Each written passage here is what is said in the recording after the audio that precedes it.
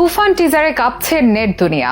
90 দশকের গ্যাংস্টার রূপে এক অন্যরকম শাকিব খান, তার চোখে মুখে যেন কেজিএফ এর সেই রকি ভাইয়ের ছোঁয়া। এদিকে আবার শোনা গেল নতুন গুঞ্জন, তুফান সিনেমায় গাজীপুর কুখ্যাত গ্যাংস্টার সুব্রত বাইনের চরিত্রেই নাকি বড় পর্দা কাঁপাবে শাকিব খান, যার জীবন কাহিনী শুনলেও ভয়ে অনেকের বুক কাঁপে। অদ্ভুত রহস্যে ঘেরা রোমাঞ্চকর এক অপরাধ জগতের গল্প সুব্রত বাইনের। সেই সুব্রতের গল্পের থেকেই নাকি বানানো হয়েছে তুফান, এমনটাই গুঞ্জন এখন সোশ্যাল মিডিয়ায়। কিন্তু এই গুঞ্জনের সত্যতা কতটুকু? কে এই সুব্রত? 90 দশকে কেমন ছিল তার অপরাধ জগতের বিস্তার?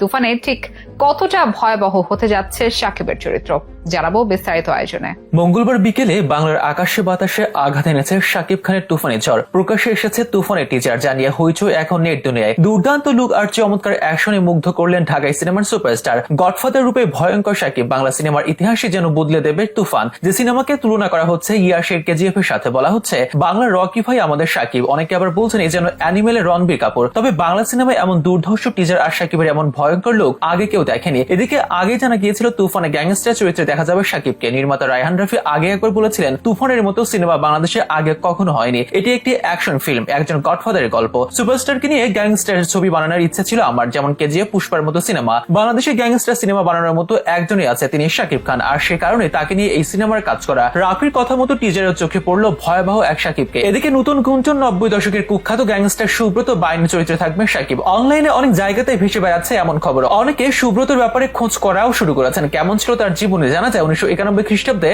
ঢাকার আগারগাঁও এলাকার জাসদ ছাত্রলীগ নেতা মুরাদকে হত্যার মধ্য দিয়ে নামকরা সন্ত্রাসী হিসেবে সুব্রত বাইনের অভিষেক হয়। সুব্রত যাবজ্জীবন কারাদণ্ড প্রাপ্ত আসামি। তার বিরুদ্ধে ঢাকায় কমপক্ষে 30টি খুনের মামলা রয়েছে। 2003 পর্যন্ত সুব্রত বাইন ছিল ঢাকার অপরাধ জগতের প্রভাবশালী চক্র 7 স্টার গ্রুপের প্রধান। সে সিনেমা স্টাইলে জেল থেকে পালানো এক অপরাধী। তার বুদ্ধি ও কৌশল অনেকে হতবাক হন। সব রকম অপরাধের সাথে তার নাম জড়িয়েছে, যার ফলে 2001 সালে বাংলাদেশের স্বরাষ্ট্র মন্ত্রণালয় যে 23 জন শীর্ষ আসামিকে ধরিয়ে দেওয়ার জন্য পুরস্কার ঘোষণা করেছিল, সুব্রত বাইন ছিল তাদের অন্যতম। পুলিশের হাতে আটক হওয়া এড়াতে সে 2003 সালে বাংলাদেশ ছেড়ে ভারতে পালিয়ে যায়, ভারতে স্থায়ীভাবে বসবাস শুরু করে। এরপর পুলিশ তাকে 2008 খ্রিস্টাব্দে আটক করলেও সে আদালতে জামিন নিয়ে মুক্তি হয়, আবার ফিরে যায় পলাতক গোপন জীবনে। 2009 সালে কলকাতা পুলিশের স্পেশাল টাস্ক ফোর্সের কর্মকর্তারা পিছু ধাওয়া করলে সুব্রত বাইন নেপাল সীমান্তে কারভিটা শহরে ঢুকে পড়ে ওই নেপালি পুলিশের হাতে গ্রেপ্তার হয়। তাকে প্রকাশ্যে অশোভন আচরণের দায়ে পূর্ব নেপালের ভাদ্রপুর জেলে রাখা হয়, পরে ঝুমকা কারাগারে নেওয়া হয়। তবে 2012 সালে ওই কারাগার থেকে 77 ফুট লম্বা সুড়ঙ্গ দিয়ে